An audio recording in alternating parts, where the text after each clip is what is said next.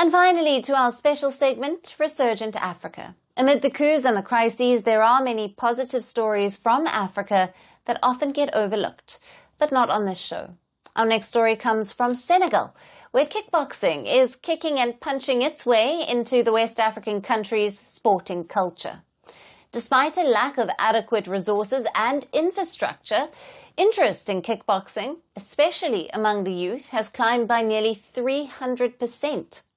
The sport has also gained popularity among young women and girls.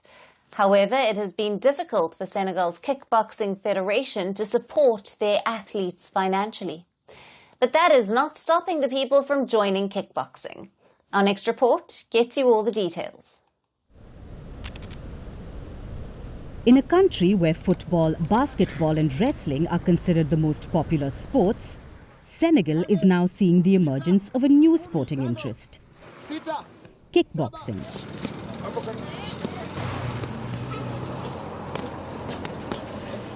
The sport was introduced in the West African country 30 years ago, but it is now developing a following in the nation, driven by a handful of enthusiasts who are tirelessly working hard despite the lack of resources and training facilities.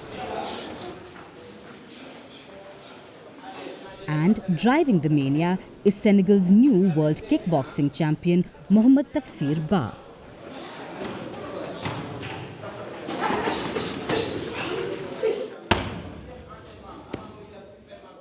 In a dilapidated room of military barracks, he spends hours practicing, smashing uppercuts into the punching bag.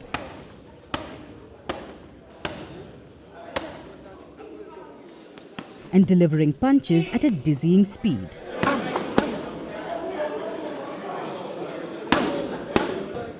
This has been the punishing regime that helped Ba win the 90-kilogram category at the World Association of Kickboxing Organizations, or the WAKO World Cup event in Uzbekistan in September.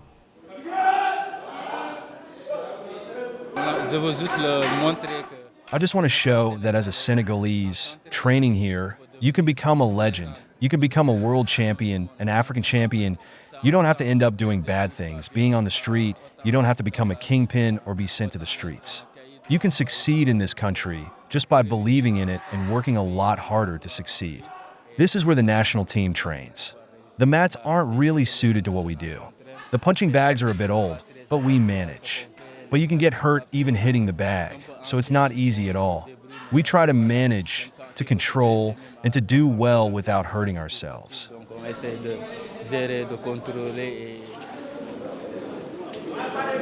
Yet the lack of adequate infrastructure and resources has not deterred the young people, including the Senegalese women, from taking part in the sport.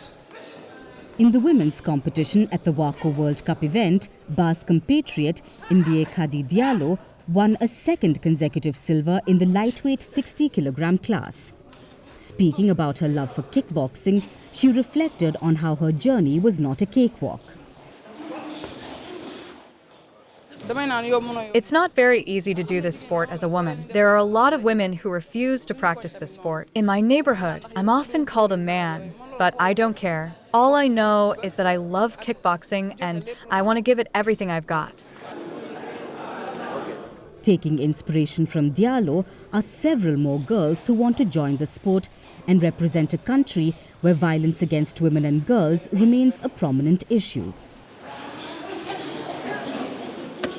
Moreover, the fitness and mental training that kickboxing requires has attracted several youth to pick up the gloves.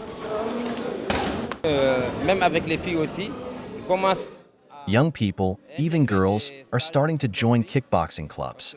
Quite simply, I think that because it's a contact sport, there are a lot of physical and mental aspects to it, and a lot of things that make young people join kickboxing clubs.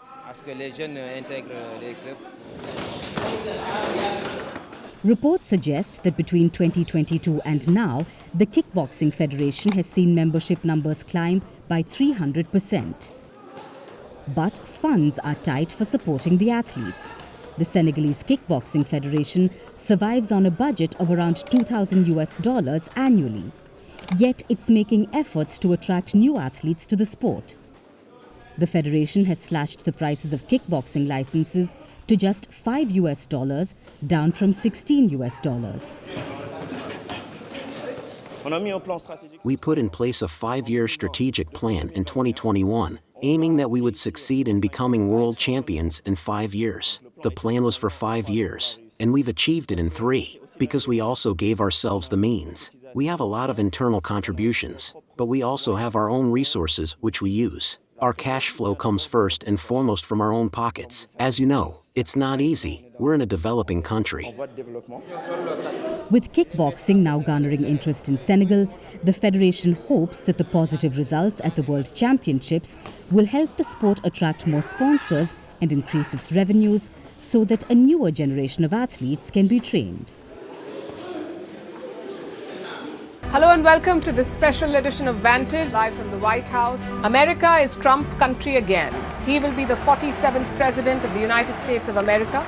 They're live from the White House, soon to be the new residence of Donald Trump. It was also here that Donald Trump brokered the Abraham Accords. So the voters have a legitimate question in their minds. If those presidents could do it, why not Joe Biden? The Arab voters want to punish the Democrats for supporting Israel. Joe Biden's shadow looms large over this election, and Kamala Harris may end up paying the price for it. This Trump hat, it says, President Trump save America. But this hat is made in China. And this is the Chinese interference that Americans must be investigating. But of late, Donald Trump and the Republicans have made some gains. And the biggest reason for that is illegal immigration. This is more than just a march, they say. This is a demand for accountability. The excitement, the tension is palpable. You can see the security presence. You can see the number of police cars, government buildings like these again fenced up. We're at Harvard University, the alma mater of Kamala Harris. As the night progressed, numbers came in thick and fast, and Donald Trump was soon declared the winner. It's being called a historic comeback. Another American presidency will begin. In Donald Trump's case, his second one.